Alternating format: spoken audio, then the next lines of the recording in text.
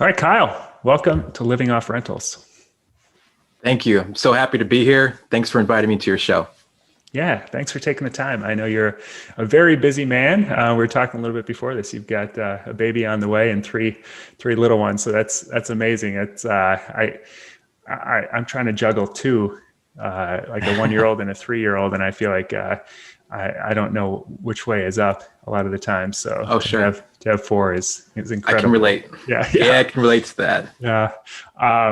So I'm talking to you in Milwaukee, and ironically, I was just talking to a awesome real estate investor yesterday from Milwaukee. I don't know. Do you know Giorgio Hopkins? I don't think I do.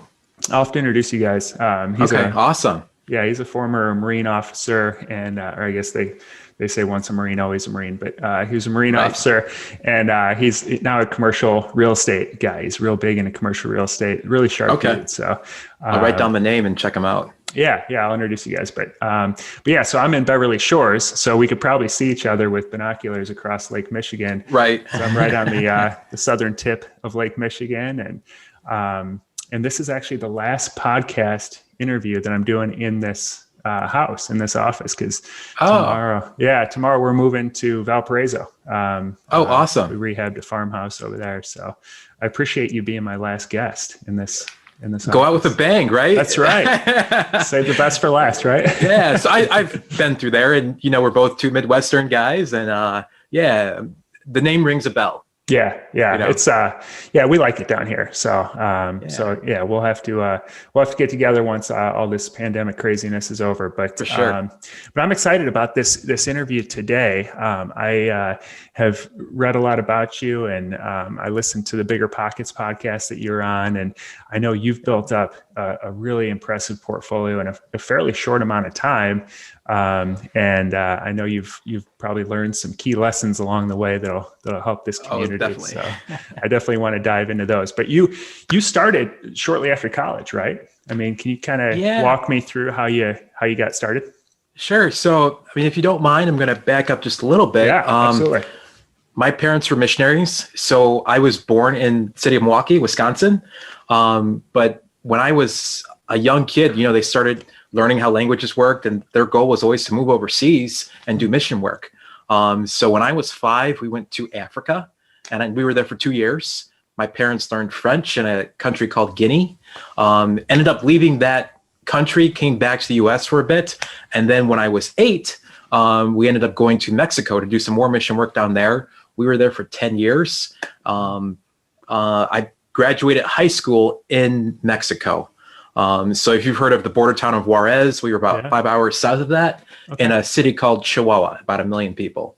So that's when I think of my childhood, most of it is being in the city of Chihuahua, Mexico.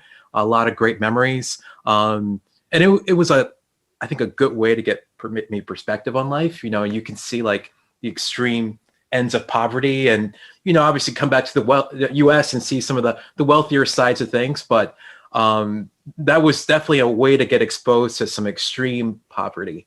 In the same breath, we were never rich growing up. We were always, kind of maybe paycheck to paycheck, I think is what you would call it. And I remember, honestly, Kirby, I hated it.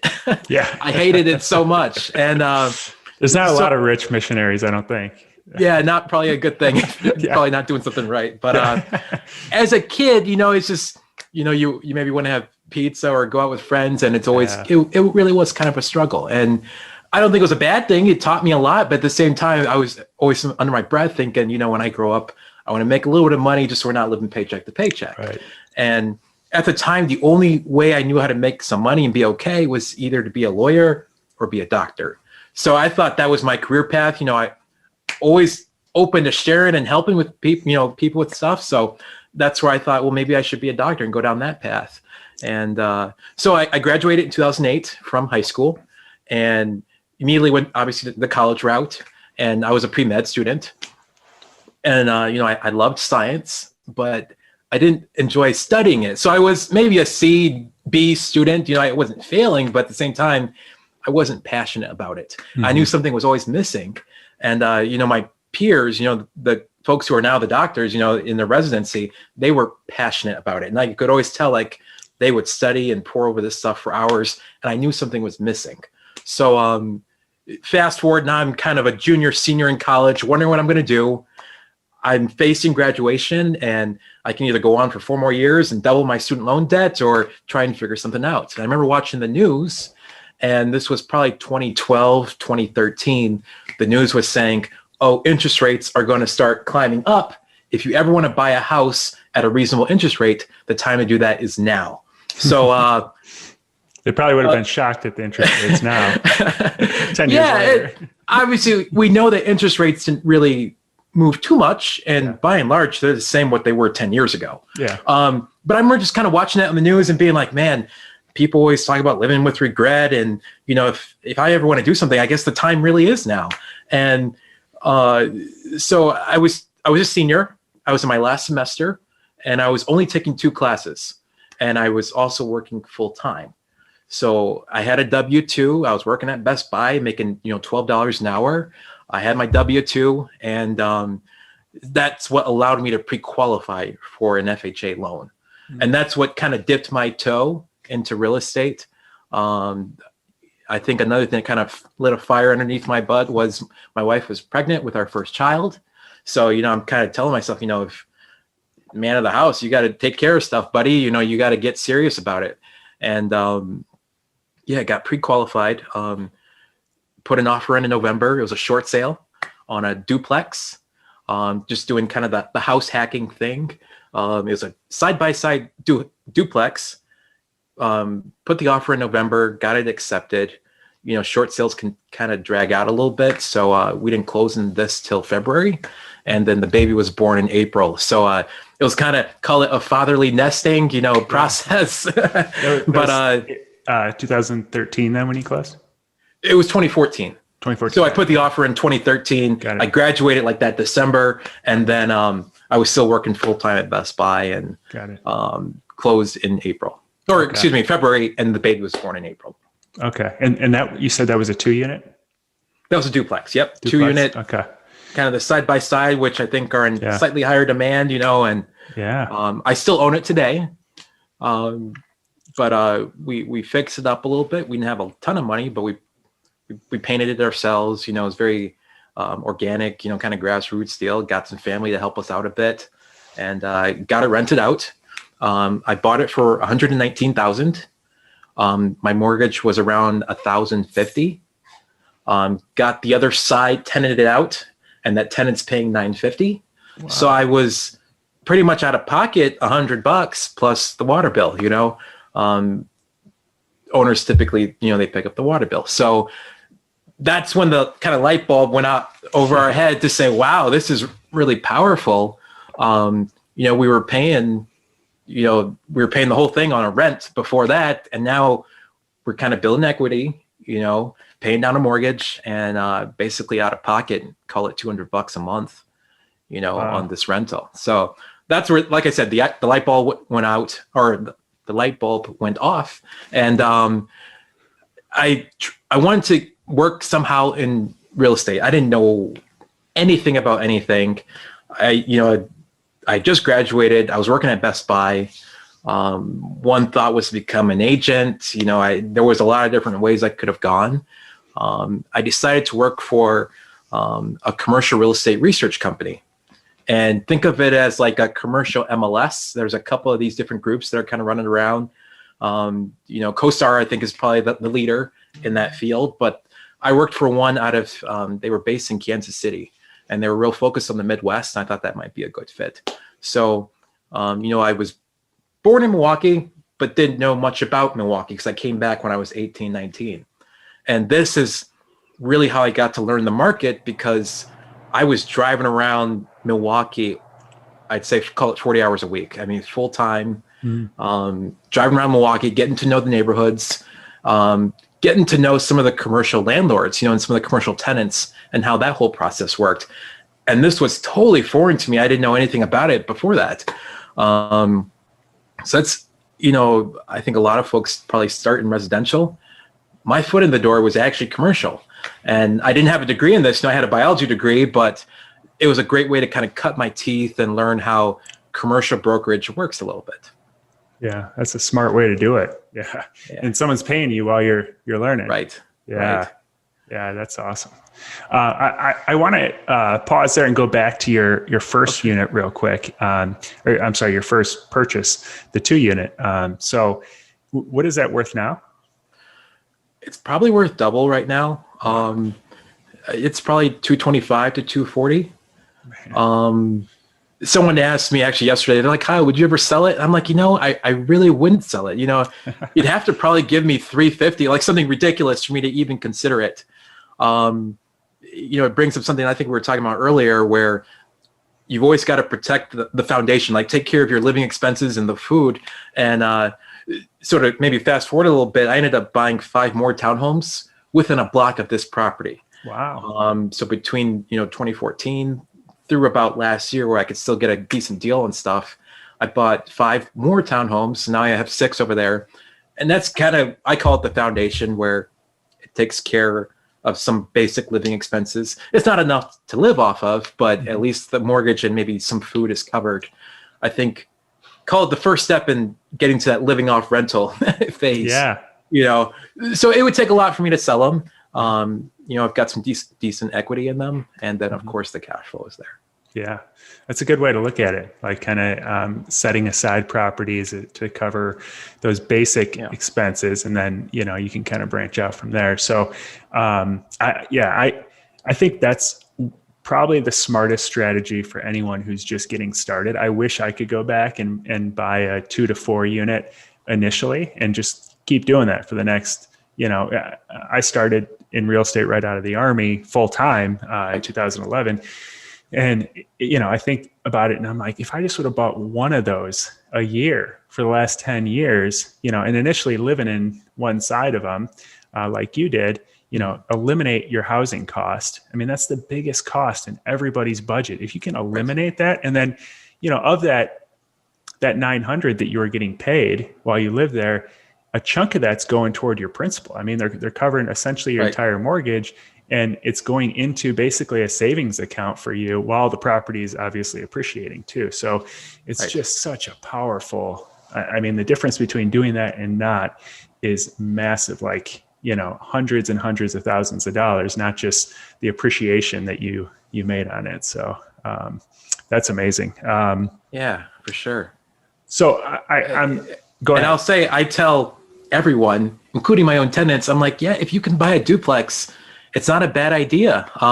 Here in Milwaukee, we have a lot of maybe German, Polish roots. So there's actually a ton of duplexes. I think that's fairly common in the Midwest, and maybe going towards east, like in Pennsylvania, Ohio. There's just a ton of duplexes. I mean, we have entire neighborhoods that are just duplexes. So the numbers just work out really well. I like how the numbers work out. People have asked me if I own single family homes, and I really don't. I think you get maybe a slightly better tenant, but I like how that duplex number works out, and it works out perfect for house hacking. And then when you move out, that's where the cash flow really comes in. Yeah. Yeah. I've got a Airbnb duplex right down the street in Michigan City. Nice. And my mortgage on it is about $150 more than the single family house a block away. But the rent is slightly less per unit. So, the cash flow just kills it on the duplex because, you got that economy of scale built in. Right. So I think you nailed it on the head. Like you said, your mortgage might be a little bit higher, maybe call it 15% higher than your average single family home in the same neighborhood. But then your rent is going to be probably 1.5 times as much, because while it's less per unit, you've got, the double in there. So, times 2, it's a beautiful thing. Yeah. But your taxes aren't much higher than a single family either. True. So, very true. Yeah. So you get those economies of scale in several different areas, taxes, utilities, a lot of times, things like that. So that's awesome. So I kind of want to zoom out before we get into some of the tactical stuff. So if you can kind of share what was your initial goal for getting into real estate initially, and how has that changed over the past, I guess, 6-7 years now, and where are you at with your new goal? Like, where are you at in the process? Sure. So it did kind of start as a teenager where we were always living paycheck to paycheck and didn't have a lot of extra money. You know, there was no real trips to Disney. I mean, we went once and couldn't buy anything, couldn't ride a lot of stuff. It was just very bare bones. So that initial goal, the idea of it was to not live paycheck to paycheck anymore. Yeah. And, you know, it did kind of grow from that. You know, I don't know if I ever had this like one goal, right? I need X amount of units or it was more just, you know, it was the end result that I was really looking for. And where I am now, you know, now I'm closer to maybe 80, 90 units. I'm somewhere in there. I'm no longer living paycheck to paycheck. So I left my job last April, and it's almost been a full year of working on my own. But now it's been kind of this balancing act of, well, where do I want to go? I mean, you can, I think one of your guests said balls to the wall. I'm going to steal that term. Yeah. You can go kind of balls to the wall and maybe raise money and get really, really big. Or you can kind of engineer your lifestyle. And if I wanted to leave Milwaukee and go on a camping trip for a month, you know, get an RV and just travel the country, I could go that route. So honestly, I haven't figured it out quite yet. It's something I've really been thinking about over the last year since I left my job. Could I, you know, build a huge organization, have the office and employees and all that stuff? Of course, you know, of course I could do that. But I think it would sound good on paper, but would it make you happy? You know, and I was talking to a buddy about this the other day. You know, happiness is such an elusive idea. It's different for everyone. When I was first starting, I always thought, well, if I had 1,000 units, I'd be super happy. And I think your issues, your problems would be different, but would you have happiness? I don't know. I think it's different for everyone. Even for myself, I don't know if that really, if that's true happiness, you know? Yeah. Maybe kind of philosophical there. I don't know, but yeah. Maybe as humans, we're just never content, and maybe it's just a lesson in being content. Yeah. But I guess short term, it is to, you know, maybe grow past 100 units, just build that foundation a little bit stronger. You know, you'd mentioned I've got number 4 child on the way. I feel that fatherly nesting is a thing. So I do tend to work harder when the one is on the way. And I think that's where I'm at right now. Enjoying definitely working at my own pace and getting into wholesaling a little bit, you know, so every day is a little bit different, and I'm just kind of taking it as it comes. Yeah.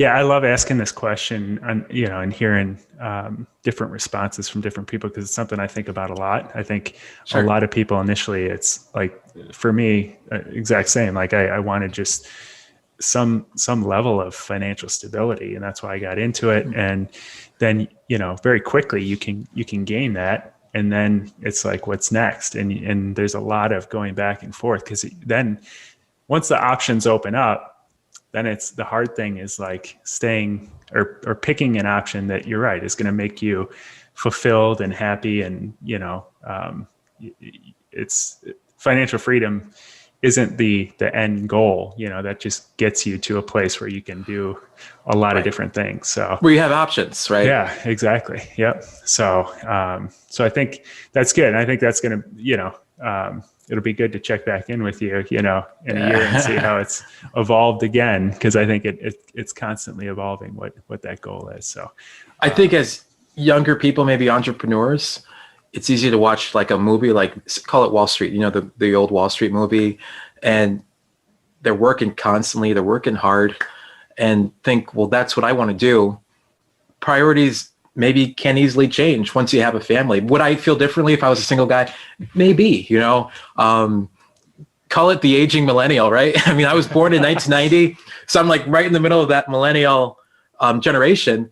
And maybe 5 years ago, I would have felt different, but now with the house and the kids and, you know, the whole family, you just kind of take a step back and just think, well, what are we doing here? You know, I think we got the first step done, but do we want to keep going? And, you know, maybe just kind of dip back and forth and try one thing. And if you don't like it, I can always pull back. And like you said, with the different options, and maybe pivot and go a different direction.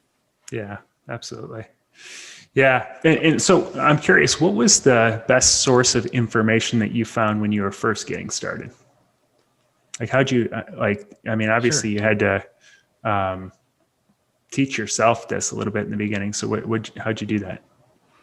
Great question. I think there's two answers to that because, when I started off, I didn't know anything about real estate. I was like I said, I was a biology major, and I think I just started asking myself questions like, well, what if, how do you do an inspection, for example? So you Google it, of course, and one of the first links that came up was, Bigger Pockets. So that's where I found this whole wealth, of knowledge, and it was so big. There were so many members on there, and the Bigger Pockets thing, you listen to the podcasts and you see what other people are doing, and that's where I learned about the kind of the Burr idea, the buy, rehab, rent, refinance, repeat type deal, and I got pretty good at that. I think I probably bought 20 or 30 duplexes based on the Burr idea. Wow. I think that's okay for a guy who came from nothing really. It's not like I had a rich uncle at any one time. So I think Bigger Pockets was very influential in kind of learning some basic terms. What does LTV mean? What does ARV? All these different terms we throw around all day long. Another thing, this one I think is a little bit more personal for me, and especially with professional development, and also kind of bigger real estate deals, like learning about commercial.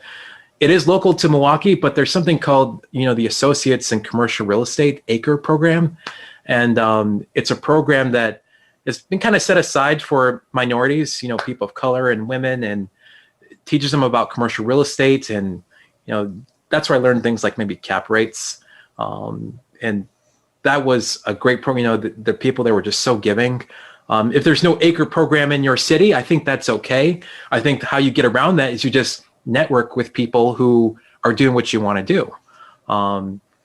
Learning those terms in the class was great, but then there was also these networking sessions, and that's where I got to meet other developers in Milwaukee, other folks who owned larger commercial buildings. That was things I wanted to do. So those are the two things, whether it's Bigger Pockets for the residential and house hacking and Burr, and then call it ACRE/networking for if you see someone doing what you want to do, I think you just kind of follow them. And I'm hesitant to say pick your brain because I think they get that all the time, but just figure out some kind of way to connect with them.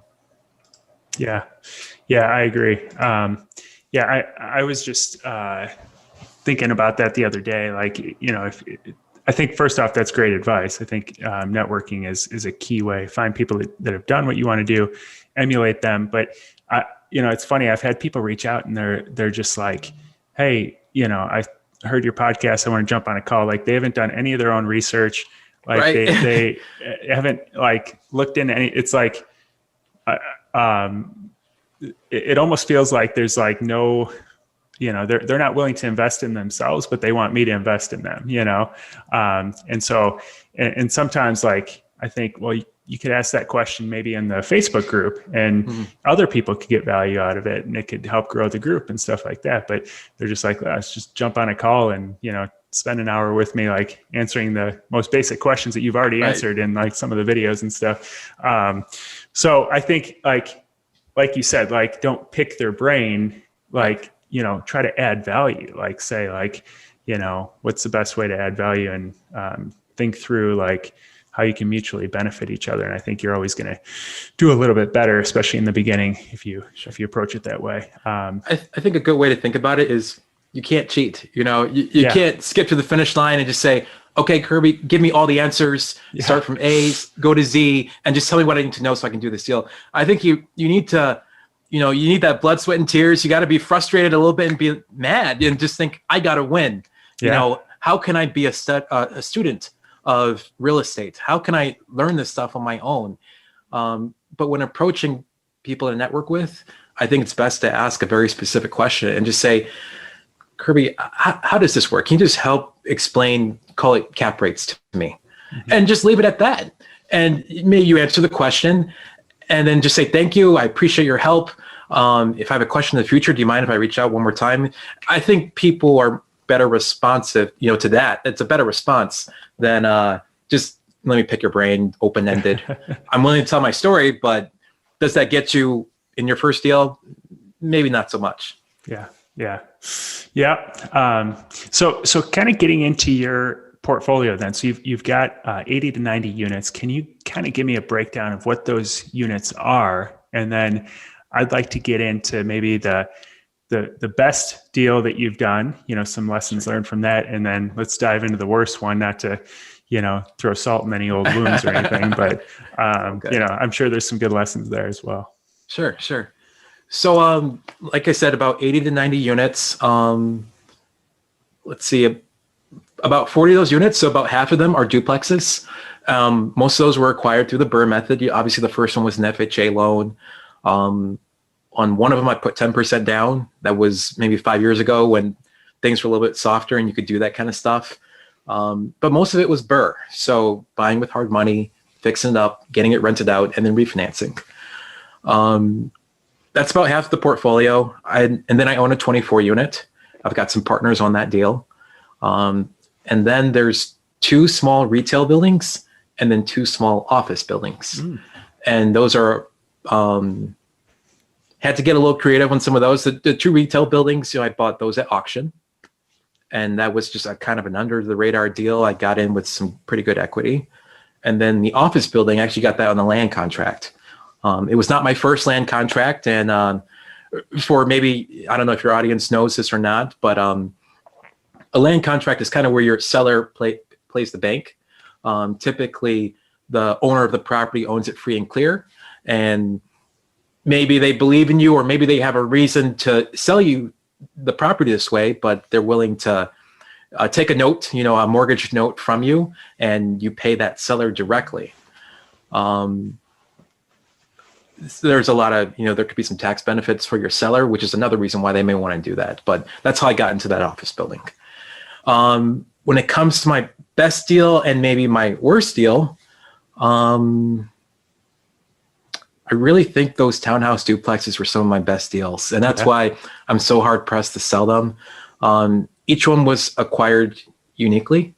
We talked about the FHA loan one. The second one was the 10% down. I had a little bit of savings. I just kind of sunk that all into it. And again, I had to fix it up and get it rented and go through the whole Bur process. So 10% down on a 30-year conventional mortgage? Yep. Got it. Okay. The third one was kind of unique, and maybe that stands out a little bit more than the rest because, again, this was a couple years ago, maybe 2015. I think the banks were a bit softer, or at least maybe creative. Let's call it creative. This lender was willing, it was a local credit union, and they were willing to write the purchase price a little bit higher, but have the seller give me a note back, like an equity note back. And that was my down payment into that property. So I brought $600 to the table, to the close table on that property. Nice. That one probably stands out the most to me.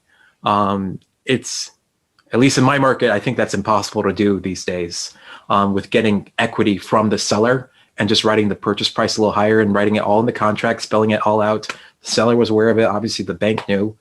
That's probably one of my favorite ones. When it comes to the worst deal.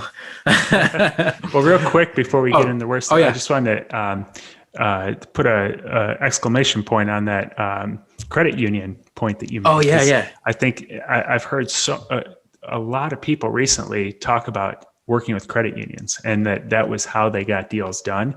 And I've also had a lot of questions from especially new people around like, how do I get financing? All these banks are saying no, and they haven't looked into credit unions. And in my experience, they've been great because they're local. They have the flexibility. They're not regulated like Fannie or Freddie. Right. A lot of times, maybe they'll sell a loan to Fannie or Freddie, but a lot of times they keep loans in house, and so they can do some things. And they want to. I mean, their interest is in building the local community, so they will get creative a lot of times. So definitely, if people are listening, that credit union, that's a great route to go.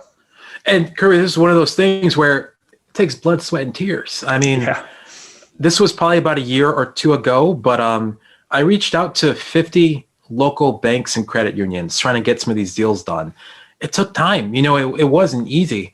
But sifting through and, kind of find that needle in the haystack, that's where I found this group, this Educators Credit Union local to southeastern Wisconsin. And they looked at it and said, yeah, I think we can do it. So maybe that's one of my favorite things about real estate, where it's a puzzle, and you're putting together this puzzle. That's definitely a pro tip, for the audience, is to look at credit unions. And there's often some type of creative thing that they can work out. Yeah, definitely. So your most challenging deal? Well, I have a smaller office building. I think that one was challenging. That I bought on a land contract, which sounds great in the beginning. But so it was a land contract. It was on a specific term. It was a 3-year term. It wasn't a fully amortizing 30-year land contract. The seller was in his 70s. He didn't want to be around, for that long. He's not going to be around for 30 years. Let's catch up. Right. He gave me a 3-year land contract. I think I thought it'd be a little bit easier to find tenants for this little office building. And it was actually pretty challenging.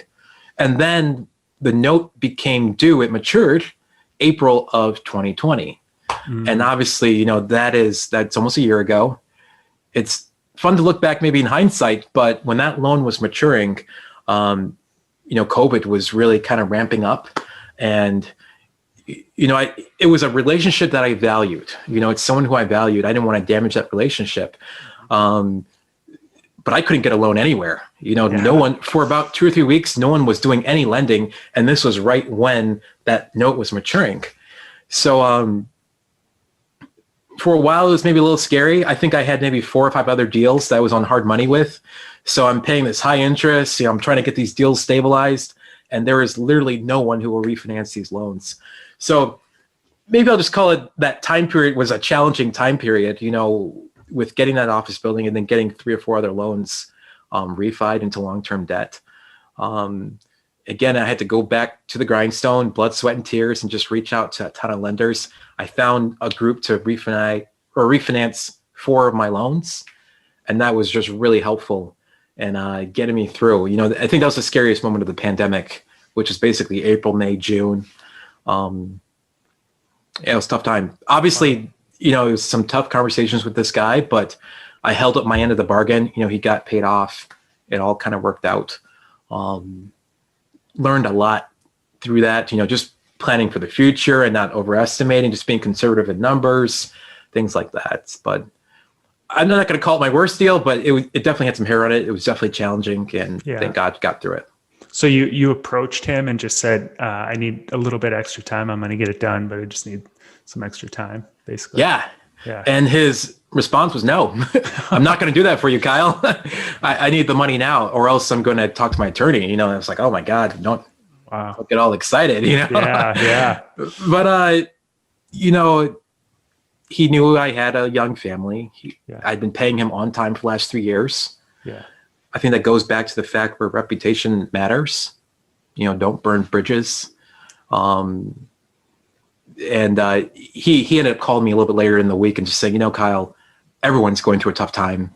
This COVID pandemic no one could have predicted this. And, I'll give you a little bit more time, and he gave me like an extra 3 months, and that's what I needed to talk to everyone I knew when I found a local bank. Yeah. So. Yeah, to take back an office building and try to resell it in April of 2020 would be a tough proposition. So I think he needed you as well. But wow, so that's interesting. It's a good lesson learned, and not to bite off more than you can chew. I've seen that as well, and I wonder on commercial real estate particularly. I keep asking this question to other commercial real estate investors. What all of these loans are. Balloon notes, where they may be amortized over 25 years, but 5 years from now, a lot of them, if you're getting it today, 5 years from now or 8 years from now or whatever, they're going to balloon, and you either have to refinance or you've got to sell it. And if interest rates go from 4%, which you bought it at, you valued it based on the 4% loan that you can get today, and they're at 7% 5 years from now, Yep. who's going to buy that property? Who's going to refinance it? So I just don't understand that. I think it's gone the right direction for everyone, and commercial real estate investors have made a killing, and they're the smartest guy in the room right now. But I don't know. To me, it's a scary proposition to get to that deadline, and got to figure something out. So. And on commercial, I mean, there's just so many moving pieces. We almost started talking about it, but I was a commercial real estate broker for about 5 years. I worked at CBRE, which is one of the largest real estate services firms in the world. And there's just so many moving pieces. And that's, I go back to, what do you want to do with your life? That's where I start thinking, I don't know if I really want to do this. I mean, you can have some sleepless nights. Mm-hmm. When you talk about some of the commercial notes for the smaller investor, so on that small office building, it wasn't amortizing. I was just paying interest. Mm-hmm. I think in hindsight, as a pro tip, where you can, I think it's smart to just shorten your amortization so that you start biting into that principal payment. I've done that recently in the last 12 months, where when I'm refinancing notes, instead of just going with a 30-year note, I've chosen the 15-year. And that way, if I'm on a 5-year term, 15 years from now, that's a third of that term is over. I just think if your principal is paid down and you continue to add value, barring a huge pandemic like the one we're in, you're going to be okay.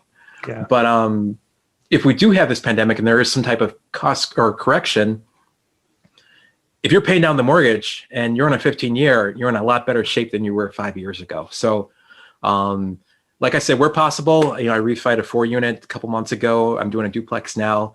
I'm choosing 15-year notes just to build that equity and just get to a safety net standpoint a lot faster. That's smart. Yeah. And the only way that you can afford to do that is if you're buying right. You're buying really good investments. Exactly. And so I think, once you've built up that base where you've got a little bit of cash flow and you've got some equity, that's a really smart thing to do, because then that's wealth building. I mean, you're starting to pay stuff off and build that equity. So that's great. So you mentioned the Bur strategy, that's been one of your main strategies. Can you I think a lot of people have heard that term. There's probably some people that don't really understand how it works. So could you take a deal and actually go through the numbers of like what that looks like? Do if you get all your money out afterwards, or how, if you could just kind of go through step by step. Sure. So Bur stands for, BRRR. Buy is the first step. The goal is to buy, with some equity on it. So obviously you're not paying full market price for the property. So a couple things there, you've got to know what the property is worth once it's fixed up. I think a great example, at least in my market, every market's a little different, but is to buy something where it's worth maybe 160. So I have to get into it for like 100, so that's tough to find, but you got to buy it at 100. And then you rehab, you fix it up. That's the R of it, and that's, my budgets are usually around 20 grand on a duplex. So about 10 per unit, paint, carpet. I'm usually not doing brand new kitchens. There's maybe a furnace that's out. That's got to go in there. But it's usually a $20,000 budget. And so I'm into it for about 120. It's hard money, so I'm usually paying fees. So now I'm bumped up to maybe 125 with the fees. But once you fix it up, that's when you rent it out. So that's the second R in the process. You rent it out, and then the goal is to refinance.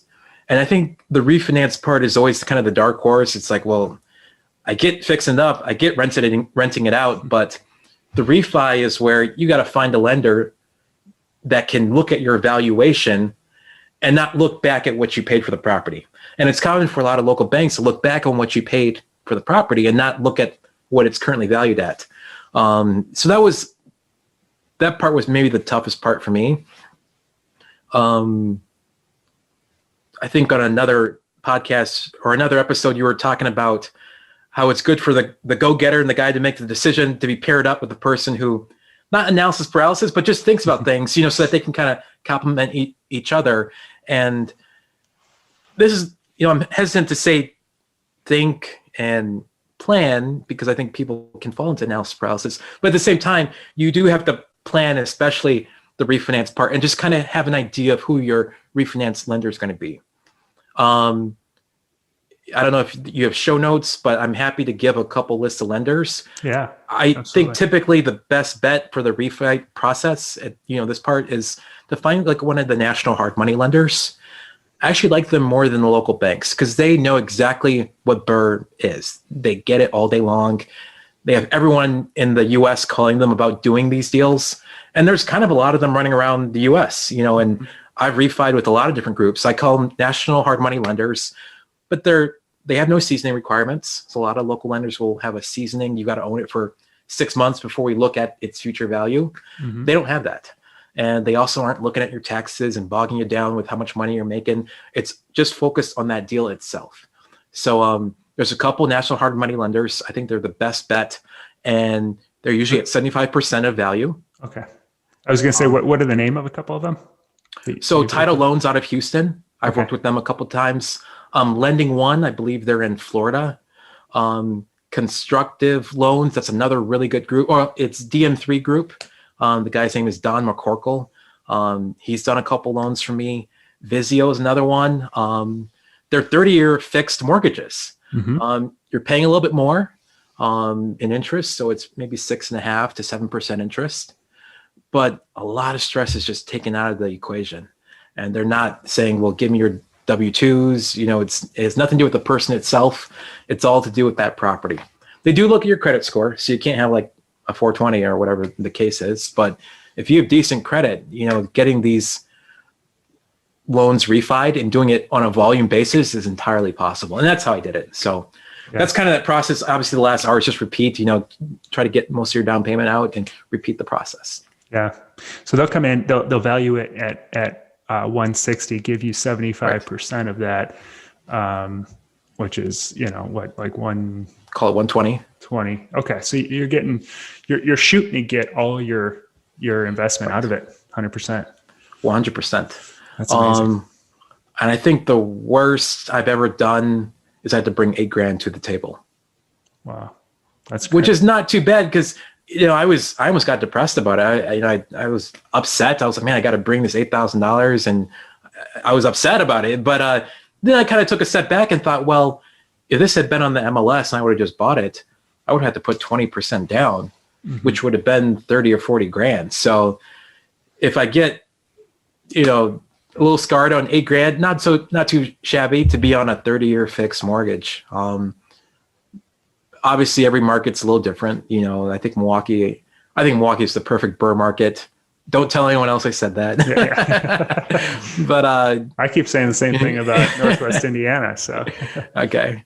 Yeah, I think the Midwest in general, though, is a great market for it. For the Bur thing, it's been harder to find deals, so I've been doing a lot of mailings, but that's what my average deal kind of looks like. I see, and that's how I was going to ask you that too. Like in this market, it's so challenging to find deals. How hot it is. So you're doing like yellow letter mailers, or what type of mailers are you doing? I send out postcards. I'm sending out a lot of postcards. Okay. Maybe about 1,000 a week. Wow. And I get maybe about, I call it 10 to 15 responses per week. And of those, maybe one is maybe viable. Okay. So you're weeding through a lot of crap. Yeah. I never wanted to be a wholesaler. I always saw that method, and you hear the gurus talking about wholesaling and all this stuff. And I just didn't want to be that guy who's got the little car that says we buy homes. And I didn't like the, the little scavenger hunt signs they put on the side of the roads or whatever the case is. It wasn't my deal. And I didn't want angry people calling me. So maybe I flipped it around a little bit and I started with rentals. And then I said, well, there's no more supply. So I got to find deals on my own. I started doing mailing. And then I realized, well, I can't buy every deal. And some stuff is a deal. It just doesn't fit what I'm trying to do. So that's where I started wholesaling a little bit more. I've been wholesaling for about 6 months. So maybe ask me about it in a year, but it's been pretty good. It really has. Just a way of getting established, the income on rentals is slow. It can be slow, but this is a way of generating some income. So, yeah, that's great. Yeah. And if it's hard for you to find deals, then it's hard for everyone to find deals. So wholesalers are more and more valuable these days, especially if you're good and honest and all that. So that's key. Yeah. I'd say on the front end with the seller and on the back end with your buyer, honesty, transparency really is key. Don't want to burn a bridge here, and start getting calls from the Department of Commerce or whatever the case is. Honesty really is key in the wholesale business. And there's so many people who are just not honest. And kind of like the flipper, they're going to give us a bad name. But there's a lot of guys who are doing good work at the same time. And you just got to be one of those guys who's doing good work. So. Yeah, absolutely. Well, hey, I appreciate this. This has been super beneficial. Is there any last piece of advice that you'd give to somebody who's maybe just getting started and they're wanting to dive in, but they're feeling a lot of intrepidation right now? Sure. Well, I think that's maybe where I was going to go with it, and we talked about it a second ago. Kind of the analysis paralysis deal. I think it's easy to get in your head and, again, not to be philosophical, but just think that I don't deserve this, or I don't have what it takes. I came from, I feel like a foreigner, right? I didn't really grow up in the U.S., but you come here and just think, well, what do I know? If the other people, if my peers aren't doing it, what makes me think that I'm smart enough to do this, But I think that's where you start just getting in your head about it, and you got to take some sort of action. And maybe just, get in with a plan. My plan was to first get that W-2 and, get my foundation established. And then you got to talk to a lender. I think it's fun to go out and look at real estate and just kind of hang out.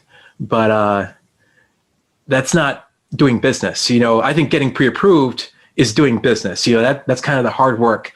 That's where they're opening up the hood, seeing what's underneath, and seeing how much you qualify for. I talk to a lot of people who say, well, send me your deals. And these are maybe first-time investors. So I say, well, are you pre-approved? And maybe every real estate agent has been through this conversation, right? Yeah. But it's one of those hard things where you have to do the business, not feel like you're doing the business. I think another thing, I've seen people who just go out and get business cards. And it's like, well, I'm going to hand out my business cards. That's not really doing this business. That you're feeling like you're doing the business. It sounds nice. It was fun designing it, but that's not really with the guys who are doing deals. That's not what they're doing. They're getting pre-approved, getting that financing together, and they're looking for deals. But that first step is just getting the financing in place. And once that's there, I think the rest of this kind of falls into place to a certain degree, especially for the first one. It does kind of fall into place. So just establish a plan, give yourself milestones so you're not getting bogged down in analysis paralysis, and don't be afraid. I mean, you can do it. You deserve it, right? Yeah. So maybe that's my pep talk for the day, but I really think it's needed because I've just talked to so many people who are just kind of stuck in their own mind. And I'm like, dude, you're smarter than me. I mean, there's no reason why you shouldn't be doing this. So yeah, and some of my most successful friends are foreigners or first generation immigrants, and sure. Maybe there's something to be said about that. That like, maybe as somebody who's grown up in the States, like you're just so used to the status quo. Yeah, that, that when you're new and have this fresh perspective, you're like, well, why aren't more people doing this? I'm going to, sure. So I think there might be something to be said about that. I think you said something similar about veterans, right? Because you're like, there's so many veterans in this business. So maybe the skills you learned as a veteran or as in the active military helped you and predisposed you towards this. Yeah, that's probably true too. Yeah, well, thank you. I mean, great advice. I think there's so many nuggets of wisdom to take away from this, and probably some that were hard won over the last several years. So what's the best way for people to get in touch with you if they want to reach out and maybe, get a wholesale deal from you or partner sure. or something like that? Well, I can give I'm open to Facebook. I think I opened it up on another podcast and got a little overwhelmed in the first couple of weeks, but I do like talking to people, and I sincerely want to help. Yeah. So, it's Kyle Mack on Facebook. We can put it, I don't know if you have show notes or whatever the case is. I can give you my email. The email is Kyle, Kyle, Maximus. So that's MACKXIMUS.com. Feel free to shoot me an email or bounce on my website. Tell me what you think. That's maximus.com, MACKXIMUS.com. You can connect with me on there as well. There's a way to contact me. So don't be afraid, but at the same time, bring me a specific question. We can work on it together and not just say, talk to me for an hour, tell me what you did. I think that's the point of this, right? To pick my brain and follow it with a good question. Yeah. Looking forward to it. Yeah, and I think I have slightly less listeners than Bigger Pockets. I mean, it's probably just like maybe 10 or 15 less. So I was going to say, you won't be quite as overwhelmed by this community. Well, people mean well, and like I said, I really do want to help, but just be respectful about it, and it'll all work out. Yeah, absolutely. Well, thank you. I really appreciate it. This has been a great conversation. I appreciate it. Awesome. And we will definitely stay in touch. I look forward to it, Kirby. Thank you for your time and having me on your show. And I look forward to connecting, and maybe I'll head over to Valparaiso or something, right? Absolutely. You're welcome to the new farm anytime. We got 45 acres, and we just rehabbed the farmhouse. So yeah, we'd love to. Sounds great. Thank you. All right, take care. We'll be in touch. Take care. Bye.